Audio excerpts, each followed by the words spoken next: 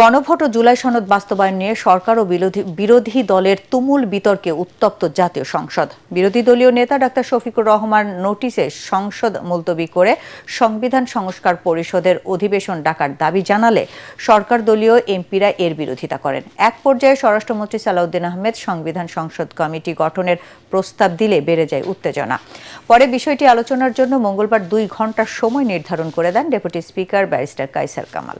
ইমদাদুল্লাহ বাবুর রিপোর্টে বিস্তারিত।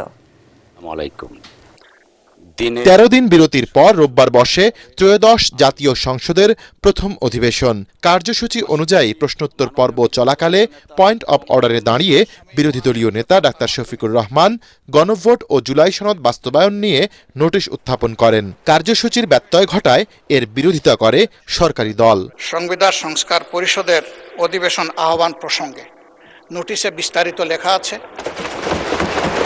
আপনি 71 মিনিট শেষ করার পরে যদি আপনি চান ইনশাআল্লাহ তাকে সময় দিতে পারেন এবং আমরা এই বিষয়ে আলোচনা করতে পারি।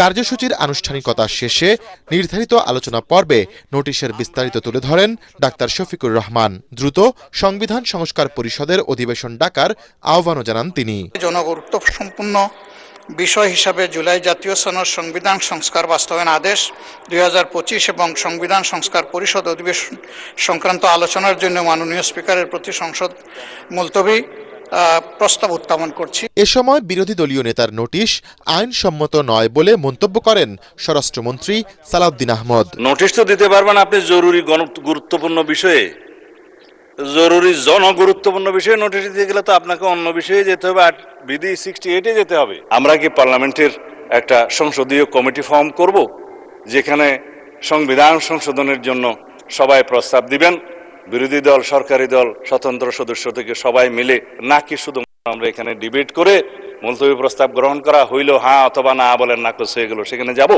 মেজরিটির ভিত্তিতে আমরা যেতে চাই না। আমরা সমঝোতার ভিত্তিতে জাতীয় সংসদে একটি এমন সংবিধান সংশোধন করতে চাই যে দলিলটা আমরা জুলাইয়ের গণ অভ্যুত্থানের শহীদের আকাঙ্ক্ষাকে আমরা ধারণ করতে পারি। মন্ত্রীর এই বক্তব্যে সংসদে ছড়িয়ে পড়ে উত্তেজনা। বিজ্ঞ সংসদ সদস্য যে বক্তব্য রাখলেন, বিশাল একটা বক্তব্য উনি রেখেছেন। ওনার দৃষ্টিভঙ্গি উনি তুলে ধরেছেন এই মহান সংসদের সামনে। আমরা চাচ্ছি আগে সংসদটা মুলতবি করে আলোচনায় যান আপনি, তারপরে এই সমস্ত বিষয়ে আমরা পার্টিসিপেট করব। এই গণভোটের ভিত্তি হচ্ছে যেই আদেশ, জুলাই সনদ বাস্তবায়ন আদেশ। আপনি বলেন মাননীয় সদস্য, আপনি বসুন দয়া করে। মাননীয় স্পিকার, তাহলে আমরা আর এখানে না থাকি। আমরা মাননীয় স্বরাষ্ট্রমন্ত্রী তার বক্তব্যে বলেছেন সংস্কার কমিটি করার প্রস্তাব এনেছেন। ধন্যবাদ, এইটা ম্যাটারটা রিজলভ হয়ে গেছে। ইনি এটা বলতেই পারেন না। আপনি যদি বলেন যে জেনজিরা কি চাই, আমি বলছি জেনজিরা 72-এর সংবিধান আর চাই না। আমরাও চাই জুলাই জাতীয় সনদ বাস্তবায়ন হোক। আমরা জুলাই জাতীয় সনদ বাস্তবায়নের পথ ধরে হেঁটে চলেছি। আমরা জুলাই জাতীয় সনদের প্রত্যেকটি ধারা উপধারা কিভাবে ধরে এগিয়ে চলেছি সেটা আমরা দেখাবো। উভয় পক্ষের তর্ক বিতর্ক শেষে বিরোধী দলীয় নেতার নোটিশ নিয়ে আলোচনার জন্য সময় নির্ধারণ করে দেন deputy speaker barrister Kaysar Kamal. সংসদের কার্যপ্রণালী বিধি 65(2) অনুযায়ী আমাদের 3 দিনের মধ্যে এই বিষয়টাকে নিষ্পত্তি করতে হবে। সেই হিসাবে আগামী 31শে মার্চ 2026 তারিখ রোজ মঙ্গলবার দিনের সর্বশেষ বিষয় হিসাবে 2 ঘণ্টা কাল বিরোধী দলের নেতার মুলতবি প্রস্তাবটি আলোচনার জন্য সময় নির্ধারণ করছি। আগামী 30 এপ্রিল পর্যন্ত চলবে ত্রয়োদশ জাতীয় সংসদের প্রথম অধিবেশন। ইমদাদুল্লাহ বাবু, ATN বাংলা, ঢাকা। দলীয় প্রতীকে স্থানীয় সরকার নির্বাচন হওয়া উচিত নয় বলে মন্তব্য করেছেন স্থানীয় সরকার প্রতিমন্ত্রী মীর শায়া আলম। সংসদে সাংবাদিকদের প্রশ্নের জবাবে তিনি কথা বলেন। এছাড়াও বিএনপির সংসদীয় দলের বৈঠকের শেষে চিফ হুইপ নুরুল ইসলাম বলেন, সংসদে আলোচনা করে সংবিধান অনুযায়ী জুলাই সনদের বিষয়ে সিদ্ধান্ত নেওয়া হবে। প্রতি সপ্তাহে বিভিন্ন হাসপাতাল পরিদর্শনের জন্য স্বাস্থ্যমন্ত্রী ও প্রতিমন্ত্রীকে প্রধানমন্ত্রী নির্দেশ দিয়েছেন। বিস্তারিত জানাচ্ছেন ইয়াসিন রানা। সংসদ অধিবেশন শুরুর আগে রীতি অনুযায়ী সংসদীয় দলের বৈঠক করে সরকারি দল বিএনপি। এতে সভাপতিত্ব করেন প্রধানমন্ত্রী তারেক রহমান। বৈঠকে স্বাস্থ্য খাত, জ্বালানি সংকট ও জুলাই সনদ নিয়ে আলোচনা হয়। পরে এ নিয়ে ব্রিফ করেন চিফ হুইপ নুরুল ইসলাম।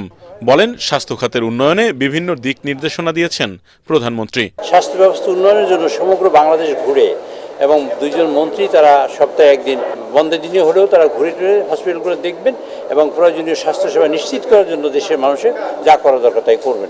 জুলাই সনদ নিয়ে বৈঠকে আলোচনার কথাও জানান চিফ হুইপ। জুলাই সনদ নিয়ে আলোচনা হয়েছে, এখানে সংবিধান সংশোধন সাপেক্ষে যা হবার ইনশাআল্লাহ তাই হবে। এর আগে সংসদে সাংবাদিকদের প্রশ্নের জবাবে দলীয় প্রতীকে স্থানীয় সরকার নির্বাচন না হওয়ার কথা জানান স্থানীয় সরকার প্রতিমন্ত্রী মীর শাহে আলম। এটা কোনো চূড়ান্ত হয়নি, তবে আমি যেটা ব্যক্তিগতভাবে মনে করি যে স্থানীয় সরকারের নির্বাচন দলীয় প্রতীকে হওয়া উচিত না। এছাড়াও এদিন জামায়াতের আমির ডাক্তার শফিকুর রহমানের সভাপতিত্বে বিরোধী দলীয় সংসদীয় দলের বৈঠক অনুষ্ঠিত হয়। ইয়াসিন রানা, এটিএন বাংলা, ঢাকা। ঘন্টার পর ঘন্টা দীর্ঘ লাইনে দাঁড়িয়ে জ্বালানি তেল নিতে হচ্ছে গ্রাহকদের, এতেও মিলছে না কাঙ্ক্ষিত তেল। ভোগান্তি কমাতে স্বাভাবিক নিয়মে রাজধানীর সব পেট্রোল পাম্পে তেল দেওয়ার নিয়ম চালু করার দাবি জানিয়েছেন ক্রেতারা। এদিকে পাম্পগুলোতে ট্যাগ অফিসার নিয়োগ দেওয়ার কথা থাকলেও দেখা মেলেনি তাদের। ডিপো থেকে চাহিদার চেয়ে প্রায় অর্ধেক তেল সরবরাহ করা হচ্ছে বলে জানান পাম্প সংশ্লিষ্টরা। আরও জানাচ্ছেন মুশফিকুর রহমান। ঈদ এবং স্বাধীনতা দিবসের ছুটির পর আবারও ব্যস্ত রাজধানী ঢাকা। তবে পেট্রোল পাম্পে তেলের লাইনে দাঁড়িয়ে কেটে যাচ্ছে দিনের অনেকটা সময়, নষ্ট হচ্ছে কর্মঘণ্টা, কাঙ্ক্ষিত গতি ফিরছে না নগর জীবনে। ঢাকা শহরে শুধু 3টা পাম্পে তেল পাওয়া যায়, আর অন্য কোনো পাম্পে তেল পাওয়া যায় না। তার কারণটা কি? জ্বালানি মন্ত্রী বারবার বলতেছে যে পর্যাপ্ত পরিমাণে বাংলাদেশে তেল আছে, কিন্তু আসলে কি পর্যাপ্ত পরিমাণে তেল আছে?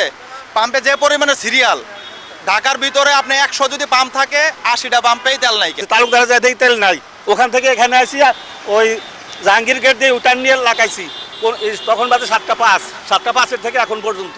দিনের অধিকাংশ সময়ে রাজধানীর বেশিরভাগ পাম্প বন্ধ থাকছে, ফলে হাতে গোনা যে কয়টি পাম্প তেল দিচ্ছে সেখানে বাড়ছে চাপ।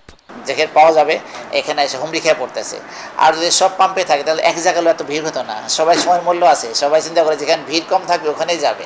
সবাই যদি তেল দেয় তাহলে এত ভিড় হওয়ার কথা না।